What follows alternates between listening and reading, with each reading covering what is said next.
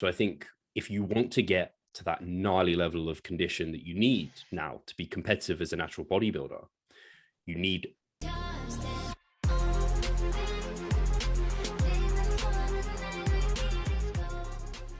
Me myself, I have never competed or did a natural bodybuilding show. I want to, maybe in the future, but I did photo shoots though, and because I wanted to coach natural guys also to get shredded and just the average person who wants to get in shape, because I do coaching as well. For me, because I wanted to coach natural bodybuilders, I wanted to get to that level of leanness. And for me, what I noticed is getting lean is one thing, but getting shredded as a natural, that is really hard. And what I had a lot of trouble with losing the last bit of fat, the stubborn fat.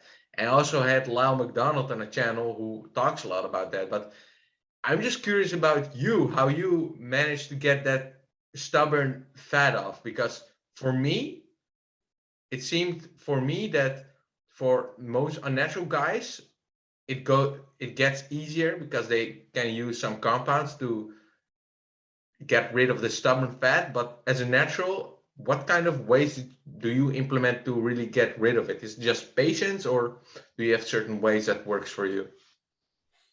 So I am aware of Lyle McDonald's work on like his stubborn fat protocol. I think in actually the first time I competed, me and my coach implemented some of that.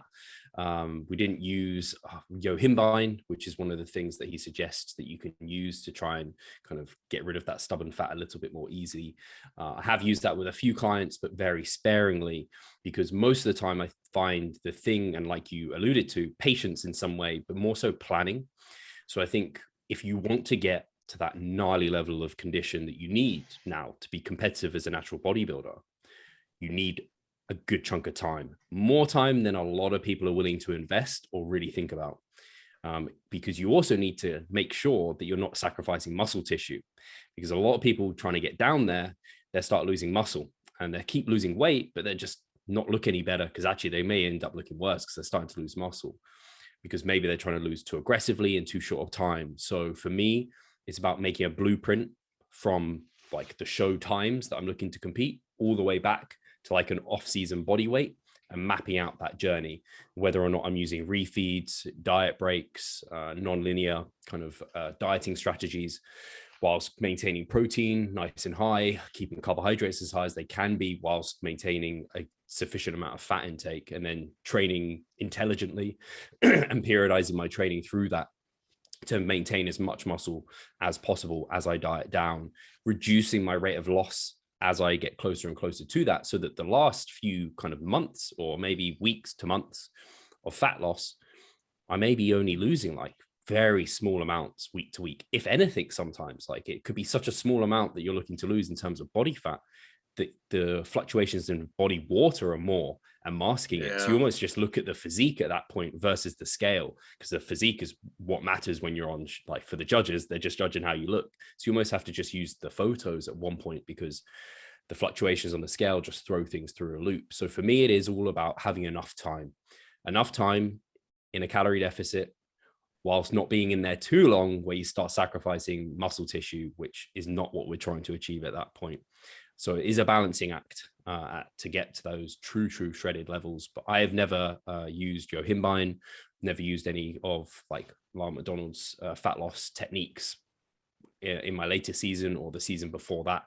I've just given myself enough time. And I think one thing a lot of people also underestimate is the amount of muscle mass you need to look like decent at those low levels of body fat, or to look like you still have muscle. Because I think quite a few people attempt it thinking they have a lot of muscle, and they start losing fat and they're like, oh, I have much less muscle than I thought I did under here. Yeah, And it, definitely. yeah, it's to get like striated glutes, you need some big hefty glutes. And you see people trying to get to that like golden ticket, whatever it is.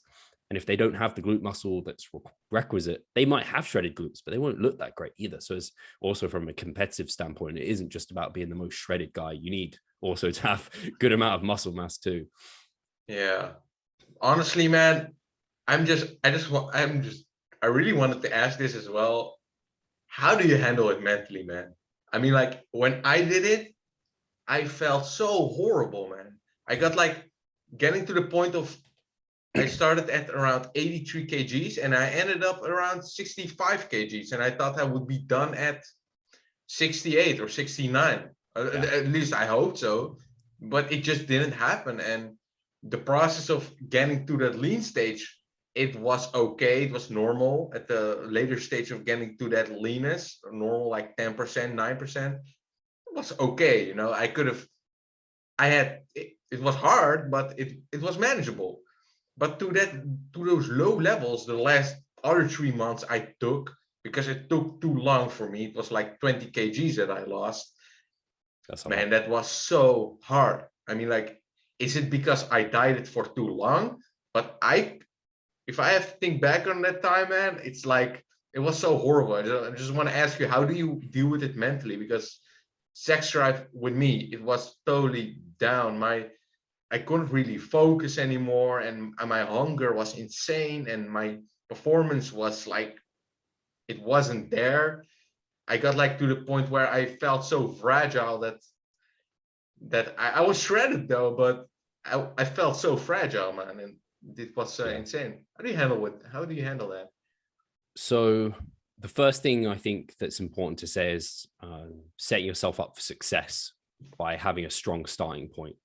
So when you are starting a diet, whether it be contest prep or not, you don't want to start it with the goal of having to lose much more, I would say, than like 15% of your total body weight. If you're looking to lose much more than that, it's going to be something you want to split into sections, because once you start losing much more than that, the diet fatigue that you referenced just starts exponentially rising, and it just gets so inefficient at that point because you're so tired, your body's fighting against you every which way to try and maintain your current level of body weight and body fat, that you might as well just take a break, build back up, eat a bit more, recover from that dieting period, but maintain your leanness and then diet again. So the first thing I would say is definitely not try and lose too much in one go. And then the second thing is losing at a respectable rate of loss. So for most people, between 0.5% to 1% of body weight loss per week is very reasonable.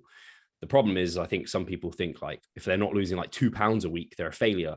2 pounds is a lot for most people to lose, like on a week-to-week basis. You might lose it in the first week, lots of water retention, that sort of thing. But past that point, you'd probably be closer to losing like 0.5 pound to 1 pound a week. Like I said, 0.5% to 1% of body weight per week. And that's much more realistic. And that way you can also be better at maintaining muscle mass. Kind of research has shown that that kind of percentage rate of loss is shown to help maintain muscle mass better. Slower, you'll probably maintain even more, but then you get into the trouble of the diet just taking forever. So that's not something you want to do either.